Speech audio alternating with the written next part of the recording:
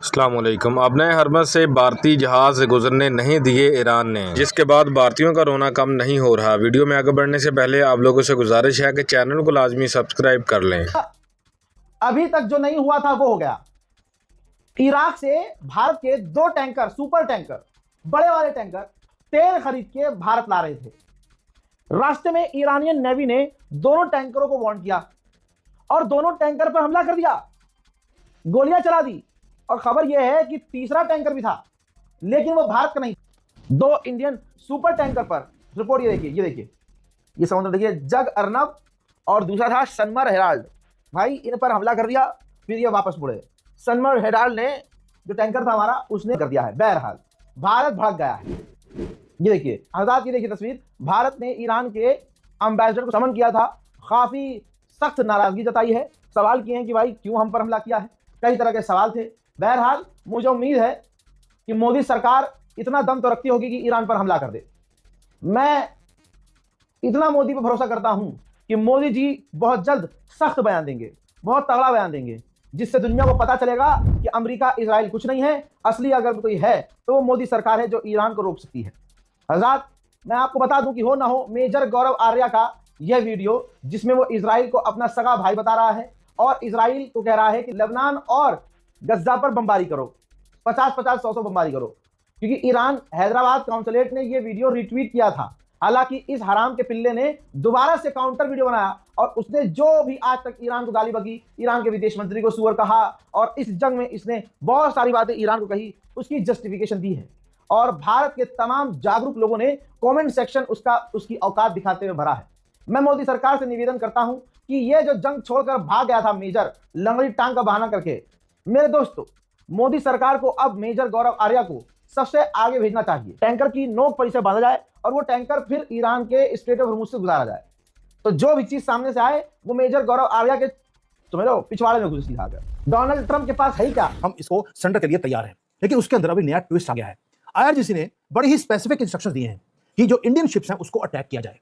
Iran Indian ships को attack करने वाला है, ऐसा क्यों? वो भी ईरान जिसको भारत ने अब तक पूरा सपोर्ट किया। आप सोच के देखिए, ऐसी इंस्ट्रक्शंस दे कौन सकता है? क्या ईरान देगा, या एक टेररिस्ट कंट्री दूसरे कंट्री के टेररिस्ट को बोलेगी कि भारत को अटैक किया जाए? कौन सा कंट्री है जो ऐसा काम कर सकता है? वो है पाकिस्तान, दुनिया का सबसे बड़ा टेररिस्ट कंट्री। और वो आईआरजीसी, जो इस्लामिक राक्षस हैं, उनको बोलता है कि भारत की शिप्स को अटैक किया जाए, and it worked. Indian ships को अटैक किया गया, ईरान की गवर्नमेंट की तरफ से नहीं, आईआरजीसी की तरफ से। जो पीस टॉक्स हैं दोबारा से टूट गई हैं, स्ट्रेट ऑफ हॉर्मुज दोबारा से बंद हो गया है। मैं आपको detailing big is being planned against IRGC, not against Iran, against IRGC. और मोदी जी को जो धोखा दिया गया है उसका बदला अब लिया जाएगा और बड़े लेवल पर वो लिया जाएगा। अब हुआ क्या है और अब आगे जाके क्या होगा, ये भी आज डिस्कस करते हैं, क्योंकि संडे है। वीकेंड को ही जनरली अमेरिका अटैक करता है, ताकि जब मंडे रात को अमेरिका में वो मॉर्निंग होगी, मंडे मॉर्निंग वहां पर, तो उनके पास 2 दिन है अभी, पूरा जो स्टॉक मार्केट है उसको ताकि हिले नहीं, वो वीकेंड्स के ऊपर ही जनरली वो अटैक करते हैं। आपको याद होगा, मैंने पहले भी बोला था, युद्ध है इनके साथ वो फ्राइडे को शुरू होगा, जब अमेरिका की मार्केट बंद हो चुकी होगी और मंडे मॉर्निंग तक काम खत्म, उसको वॉर जोन में दोबारा से कन्वर्ट कर दिया गया है। अब इमेजिन कीजिए कि भारत की जो शिप है उसका कैप्टन वो एक सुपर टैंकर को तेल से भरा हुआ वो लेके जा रहा है, वो नेविगेट कर रहा है through most dangerous water on earth, straight of Hormuz में से, और उसे एक ऑफिशियल क्लियरेंस दी गई थी ईरान की गवर्नमेंट की तरफ से, ग्रीन लाइट थी कि आप निकल जाओ। लेकिन ये भी बोला गया कि जो शिपिंग लेन्स हैं वो सारे खुल चुके हैं, सभी की शिप जा रही हैं, आप भी जा सकते हैं, पीस डील सिक्योर हो चुकी है, ईरान की गवर्नमेंट सरेंडर करने के लिए तैयार है, ये सारी इंस्ट्रक्शंस दी गई। और जैसे ही आपके पास अप्रूवल आता है, आपका नाम लिस्ट के अंदर है, आप निकलने लगते हैं वहां से, तभी मिसाइल्स आपकी तरफ आनी शुरू होती हैं। ये कुछ हुआ है कल हमारी शिप के साथ, कोई वार्निंग नहीं, कोई रेडियो सिग्नल नहीं। हेविली आर्म्ड ईरान की जो वेसल्स हैं, जो बोट्स होती हैं छोटी मोटी, वो आती हैं हमारी तरफ और हमारे ऊपर फायरिंग होती है मिसाइल्स की तरफ से भी, मिसाइल भी और फायरिंग भी। ऑडियो लीक है मेरे पास, और जो ऑडियो लीक है वहां पर टेरिफाइंग है। जो इंडिया का कैप्टन है जो इस शिप को चला रहा था, वो आता है रेडियो के ऊपर, वो इंडिया जो ईरान के जो रेवोल्यूशनरी गार्ड्स हैं उनको बोलता है कि आपने तो मुझे क्लियरेंस दिया था और अभी आप मेरे ऊपर फायरिंग कर रहे हैं, मुझे एटलीस्ट मौका तो दीजिए, मैं वापस चले जाता हूं जहां से निकला हूं। लेकिन ये धोखा था। What you need delivered with PandaMart. Food Panda. Food and more delivered. ये धोखा था। ये पीस डील को खत्म किया गया रियल टाइम में हमारे सामने, उन्होंने वापस भी मुड़ने का मौका नहीं दिया। अब आर्मी देखिए क्या है कि जो ये ट्विस्ट है पूरे नाइटमेयर का, वो ये था कि जो ये मैसिव इंडियन सुपर टैंकर है जिसके ऊपर अटैक किया गया, वो कोई सऊदी अरेबिया का या कतर से या यूएई से वो तेल लेकर नहीं जा रहा था, वो ईरान का तेल लेकर जा रहा था, जो कि बैंड है। आप सोच सकते हैं कि ईरान की मिलिट्री उस शिप के ऊपर अटैक करती है जो ट्रांसपोर्ट इनका ही सैंक्शनड ऑयल लेके जा रहा है। और आपको मालूम है दुनिया में बहुत कम कंट्रीज हैं जिन्होंने ईरान को इस युद्ध के अंदर भी लाइफलाइन देके रखी। हमने सपोर्ट किया, हम इनका सैंक्शन ऑयल खरीदते रहे अमेरिका ने मना करने के बाद भी, और उसके बदले में हम इनको दवाइयां, इनको चावल, इनको ये वीट वगैरह हम भेजते रहे। हमने इवन की जो इनके सिंकिंग शिप्स थी ईरान की, उसको भी, उसके अंदर जितने भी इनके सेलर्स थे उनको बचाया भी है कुछ हफ्ते पहले।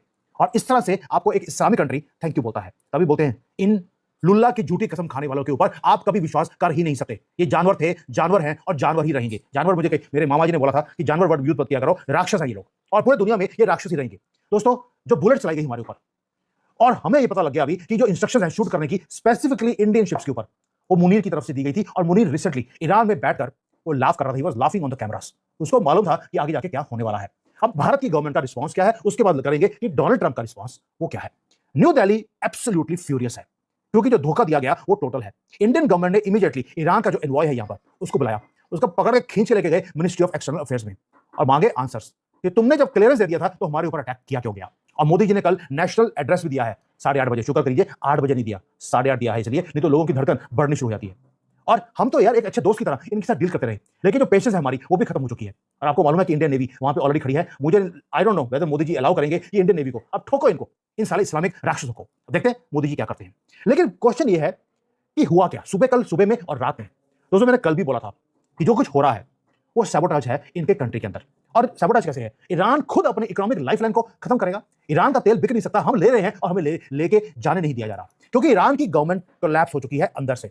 हम देख रहे हैं कि जो वहां ईरान के राजदूत तलब हुए और सीधा सवाल हुआ, क्या यह सिर्फ एक घटना है या भारत के खिलाफ बड़ा खतरे का संकेत? रिपोर्ट में देखिए। उसके बाद खबर आई कि 2 भारतीय जहाजों पर हमला हुआ है। फिर पुष्टि होती है कि एक भारतीय जहाज जिस पर 20 लाख बैरल तेल लदा हुआ था, उस पर हमला हुआ है। भारतीय जहाज को इस गोलीबारी में कितना नुकसान हुआ है, ईरान ने क्यों भारतीय जहाज पर हमला किया, क्योंकि ईरान कहता रहा है कि भारतीय जहाज हमारे यहां से जा सकते हैं, आजादी है। इस पर क्या खबरें निकलकर सामने आ रही है? रविंद्र सर हमारे साथ हैं। सर, क्या खबर आ रही है? देखिए, भारत की तरफ से विदेश मंत्रालय ने तुरंत एक स्टेटमेंट जारी की। स्टेटमेंट जारी करने के साथ साथ ही जो ईरान के एम्बेसडर हैं भारत में, उनको तलब किया गया, उनको लेकर उन्हें भारत की तरफ से सख्त आपत्ति दर्ज कराई गई है। मैं एक पाकिस्तानी हूं, लेकिन इंडिया के साथ इजहार अफसोस कर रहा हूं। इजहार अफसोस की समझ नहीं आएगी इंडियंस को, मतलब कंडोलेंस कर रहा हूं कि आपकी सिर्फ दो शिप्स गुजर रही थी स्ट्रेट ऑफ हॉर्मुज से, और दोनों तबाह कर दी। This is so sad. और एक मशरा भी है कि हर मुल्क पाकिस्तान थोड़ी होता है कि झंडे लहरा के 20 शिप्स गुजर आएंगे स्ट्रेट ऑफ हॉर्मुज से। तो इस बात का ख्याल रखें, पाकिस्तान है। हाँ, अगर मुझे लगता है 2000 शिप्स गुजर आती हैं आपकी, 2000 शिप्स, लेकिन धुरंधर मूवी में, रियल लाइफ में, तो पाकिस्तान है। आप भी पाकिस्तान के झंडे लगा लें, बहुत फायदा हो जाएगा। स्ट्रेट ऑफ हॉर्मुज में पाकिस्तान मौज काट रहा है। शिपिंग डेटा कैपलर और LSEG के मुताबिक पाकिस्तानी झंडे वाला एक टैंकर यानी तेल ढोने वाला जहाज जिसका नाम शालमार है, वो UAE से क्रूड ऑयल लेकर स्ट्रेट ऑफ हॉर्मुज के रास्ते महफूज बाहर निकल गया। इस टैंकर पर अबू धाबी का करीब 4,40,000 बैरल कच्चा तेल लदा हुआ है। पर बताती है कि पाकिस्तान को अमेरिका और ईरान दोनों से दोस्ती रखने का यह इनाम मिल रहा है कि दोनों ताकतें उसके जहाज नहीं रोक रही हैं। पाकिस्तान ने आपदा में अफसर तलाश लिया है, लेकिन पाकिस्तान का दम तब माना जाएगा जब वो ईरान का तेल लेकर, ईरान के बंदरगाह से तेल लेकर हॉर्मुज से बाहर निकले, तभी अमेरिका से उसकी दोस्ती की परख होगी। आज भाई इंडिया के शिप को आने से जो ईरान का स्टेट ऑफ हॉर्मुज है वो रोक देता है, कहता है 2 शिप तुम्हारे जो भी शिप आने वाले उसको नहीं आने, तो भाई हमला अलग से कर देता है। यार बताओ, ये सब चीजें हो रही हैं। और हमारे यहाँ एक आर्मी का पता नहीं ऑफिसर है क्या, जो मेजर आ रही है, इतना बड़ा चूतिया आदमी, कहता है मैं इजराइल का बड़ा भाई हूं। मैं तो कहता हूँ 500 बम और लेबनान को बनाओ, 50 बम और मारो। भाई चूतिया, तुम जो ऐसे नेशनल टीवी जाके हक देते हो, तुम्हारी वजह से सब दिक्कत होती है, समझ में आता है कि नहीं? और तुम्हारे से चूतिया इंसान पता नहीं कैसे, मैं तो तुम पता नहीं आर्मी भी थे कि नहीं थे, मुझे तो बिल्कुल भाई बहुत ज्यादा शक हो रहा है यार, जो तुम इतने बड़े चूतियों करके जो हकने चालू कर दी हो यार, ये थोड़ा कम कर दो, इससे हमारे देश को दिक्कत होती है। जो तुम नेशनल टीवी जाके ऐसा बोलते हो। बताओ, ईरान भाई बोल रहा है कि इंडिया की सिप नहीं जान देंगे और सबकी सिप जा रही है। ये भाई बताओ, तुम लोग की वजह से सब हो रहा है यार। इतना जो नफरत फैलाई करते हो, थोड़ा कम नफरत फैलाओ, थोड़ा कम चाटना चालू करो।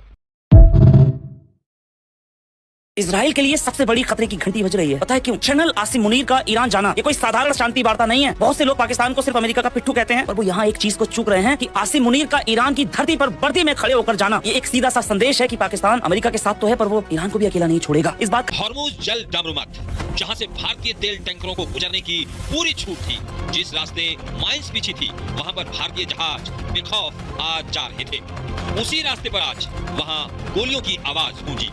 समंदर के बीच तेल से लदे भारतीय जहाज को अचानक ईरानी गार्ड की गन फोर्स ने घेर लिया।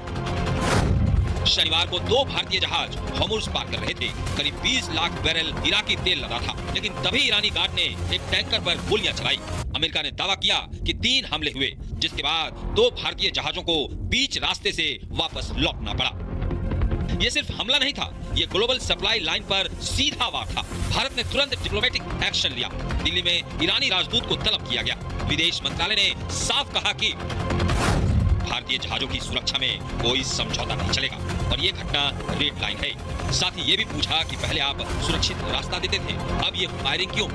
ये तो नाजरीन मज़ीद वीडियो कुछ सेकंड के बाद आपके साथ शेयर करते हैं। आपको बताते चलें कि एक ऑडियो भी लीक हुई है जिसमें भारतीय जहाज़ पर जो अफसर था वो ये ईरान को बता रहा है कि पहले आपने हमें इजाज़त दी है गुजरने की, लेकिन अब आप हमें क्यों नहीं जाने दे रहे, तो हमें वापस जाने दें। तो इससे ये साफ ज़ाहिर हो रहा है कि शायद भारतीयों को इस बात का पता ही नहीं था कि ईरान ने एक मरतबा फिर अपने हरमज़ को बंद कर दिया है। लेकिन भारत इससे भी ज़्यादा परेशान इस वजह से है कि पाकिस्तान और चीन के जहाज़ तो आ जा रहे हैं, तो हमें क्यों नहीं जाने दिया जा रहा। तो इसका सीधा और साफ जवाब ये है कि आप लोग अपने फादरलैंड के साथ यानी कि इसराइल के साथ खड़े हैं। आप ही के मुल्क का गौरव आर्या मीडिया पर खड़े होकर कहता है कि हम इसराइल के साथ हैं, तो आप लोगों को कैसे जाने दिया जाए। आप सबकी इस बारे में क्या राय है कमेंट सेक्शन में लाजमी बताएं। तो चलिए आपको आगे की वीडियो दिखाते हैं। ईरान का दावा है कि यह कार्रवाई अमेरिका की नाकेबंदी का जवाब है।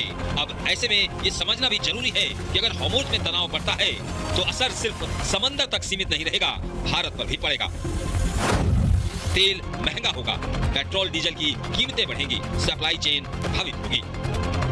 अब ऐसे में सवाल यह है कि क्या हॉर्मुज़ में और हमले होंगे? क्या भारत को अपने जहाजों की सुरक्षा के लिए नेवी उतारनी पड़ेगी? क्या ये टकराव समंदर में जंग का रूप ले सकता है? Bureau report, Republic Bharat. हमारे प्रधानमंत्री मोदी की सरकार में हम कहां खड़े हैं इसका अंदाजा आप खुद लगाइए दोस्तों। वो दाने दाने के लिए मोहताज पाकिस्तान, जिसकी अर्थव्यवस्था दिवालिया होने के कगार पर खड़ी है, उसने अमेरिका और ईरान के बीच सीज फायर करा दिया। ईरान और ट्रंप दोनों की तरफ से इसका क्रेडिट कंगाल पाकिस्तान के प्रधानमंत्री को दिया जा रहा है। एक इंदिरा गांधी थी जिन्होंने पाकिस्तान के 2 टुकड़े कर दिए।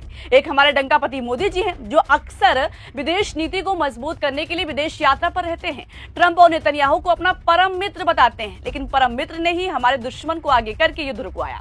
अगर दोस्ती इतनी गहरी थी तो मोदी जी को बीच में क्यों नहीं लाए?